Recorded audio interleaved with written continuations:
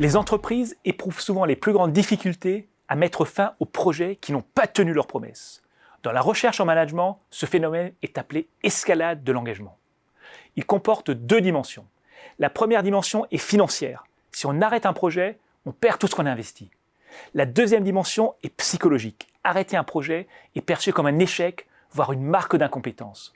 Pour rendre le processus moins douloureux, il existe pourtant une technique très efficace. Elle consiste à formuler quelques règles simples et à les appliquer. Donald Sull a été nommé directeur du centre de formation continue de la London Business School en 2008. À l'époque, cette activité réalise un peu moins de 50 millions d'euros de chiffre d'affaires et génère la moitié des profits de la London Business School. Mais elle est en difficulté. En 3 ans, elle est passée de la 8e à la 19e place du classement du Financial Times, la référence dans le domaine.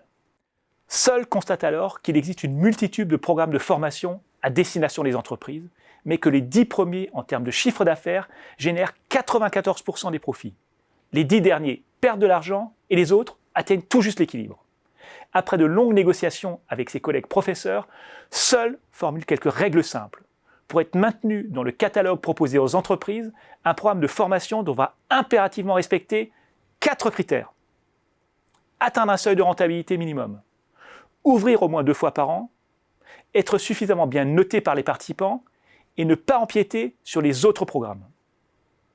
Sull passe alors le portefeuille de programmes au crible et décide de fermer tous ceux qui ne remplissent pas les 4 critères.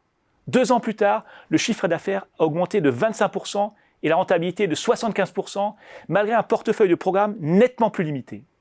La London Business School retrouve également la 8e place au classement du Financial Times.